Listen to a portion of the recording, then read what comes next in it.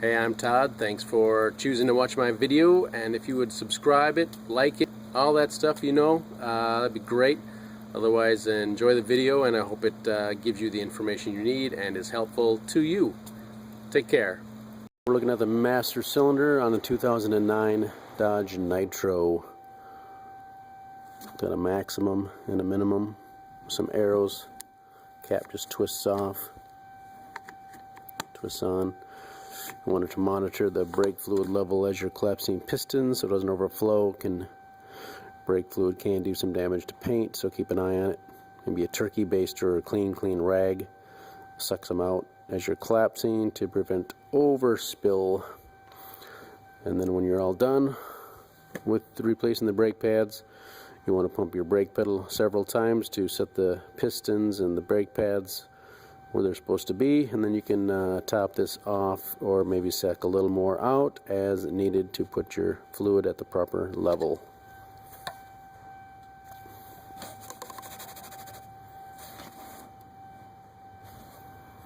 That's it, and we'll head to the wheels and the brakes. 2009 Dodge Nitro brake pad replacement, front brake pad replacement. All the lug nuts, all the bolts are left to loose and right to tighten.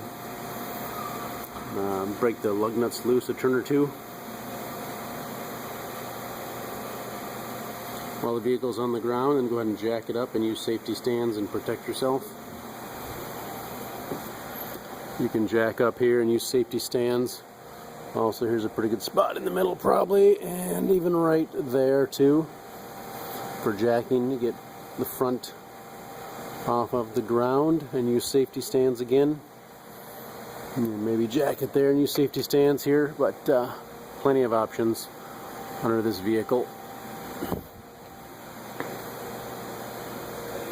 Your owner's manual will actually tell you where to jack. So it's up off the ground, you have it suspended, you can take the lug nuts off the rest of the way and then take the tire off.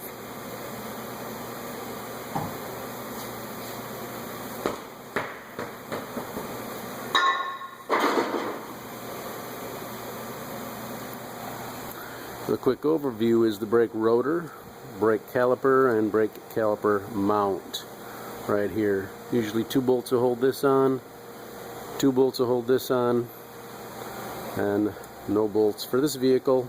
Hold the rotor on, you just slide on and off. So that's the overview there. I like to get my screwdriver in here and do a collapsing like this. Depending on the caliper, sometimes you got to go inside the rotor and do that, but on this vehicle we can actually get in here, collapse it. So then we can check and our slides are free.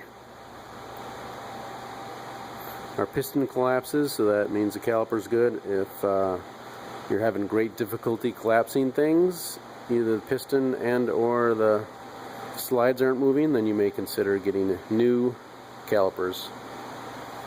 What I will be doing is taking this bolt out, 13 millimeter, I think this is a 15 millimeter here if you have to hold it. You can actually leave this one in. We'll just tilt the caliper up and slide it out. But it's the same procedure. If you want to take it all apart there, left to loosen, right to tighten.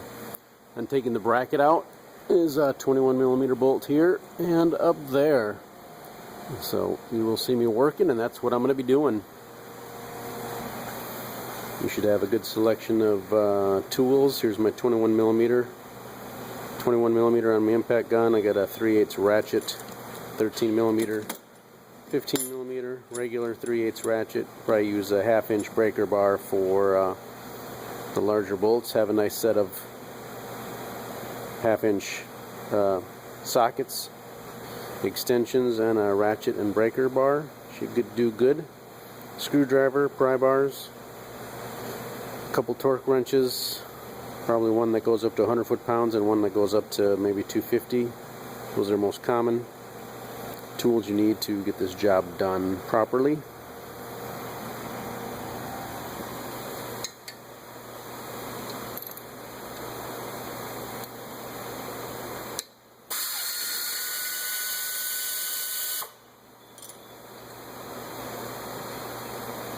Has a little pink Loctite on there. You probably don't need to get that, but you can pick up some Loctite, maybe some pink or some blue. But I'm sure this will not fall out if you torque it properly.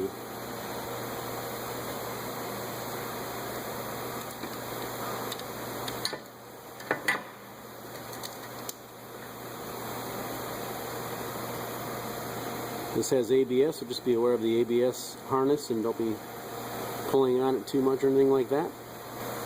You can slide these out now or later. Maybe later might be a little easier with this bracket in the way. Pretty thin.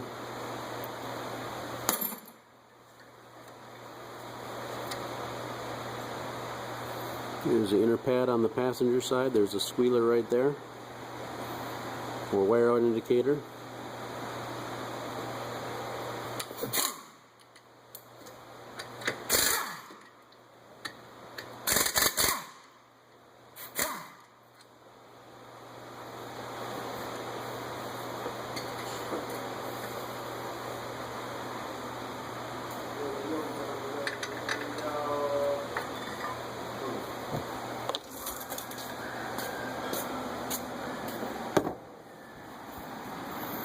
Got these little clips in here.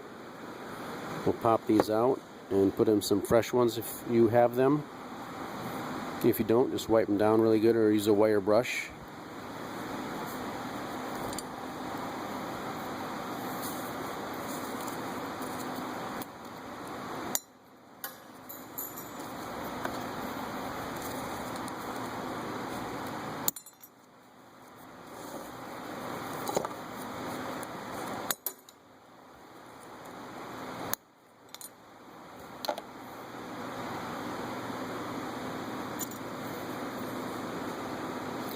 He's got a taller side and a shorter side that's bent. The taller side goes towards the back, towards the bracketry here. Click.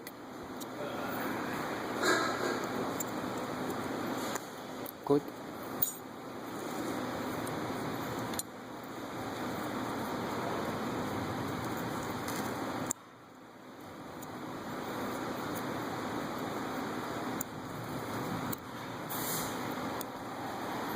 Just like that.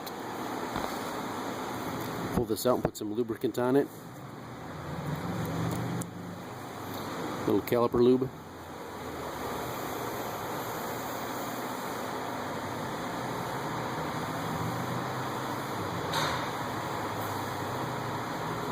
You saw it. It slid pretty good for me, so not a lot is needed anyway. If yours is really dry, maybe use a little sandpaper, emery cloth, clean it up. We'll be pretty much good to go. Get back on there. Boom.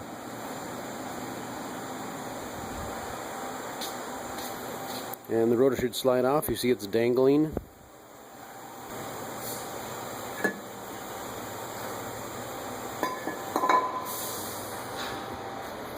I would lay it down like this and then take your new rotor and put it next to it. Make sure it's level, make sure it's the same diameter. All that stuff. You can match up your parts before you try and put them on. Our rotor did match up, so we're good to put it on.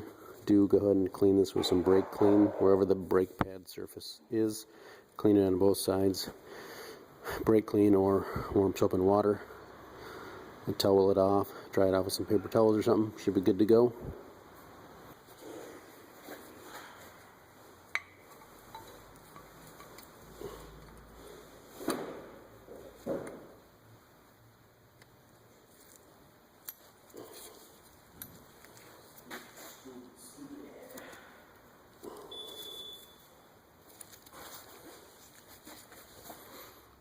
You can kind of put it on before or after it's on, but you can see I did get it on before.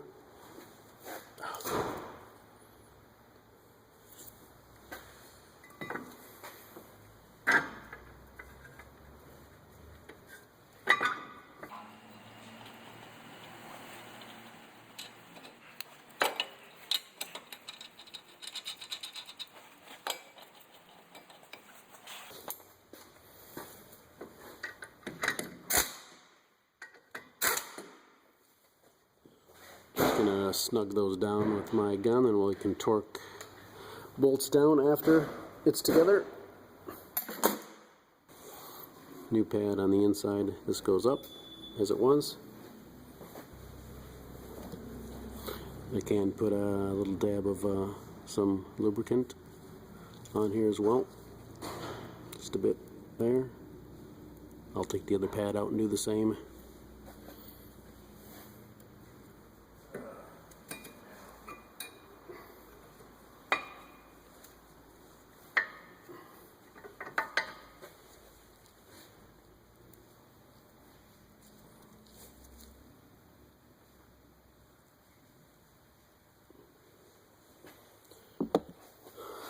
Don't want to get anything on your brake pad surface though.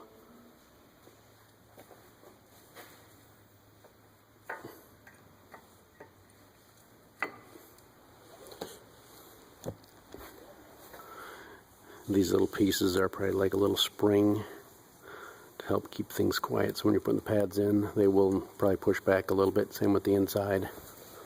So your pads are on, and we'll dab a little more lubricant down there, and we'll slide it back in place.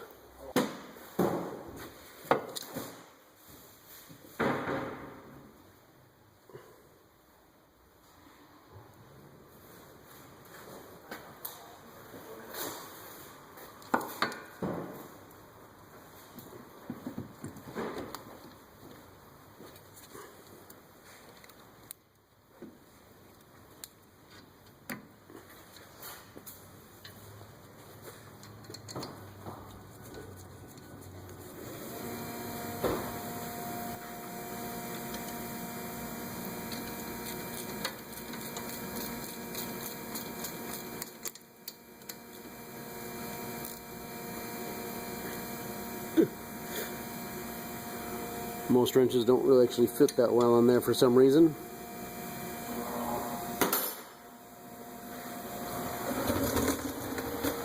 We'll torque those down and pump the brake pedal a few times, get that piston to come out and seat the brake pads before you drive it anywhere.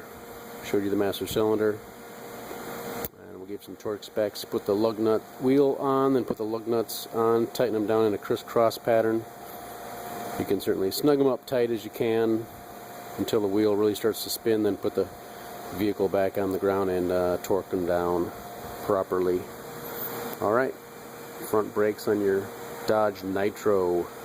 Alright, 28 foot-pounds for these bolts for the caliper, 100 foot-pounds for the caliper bracket.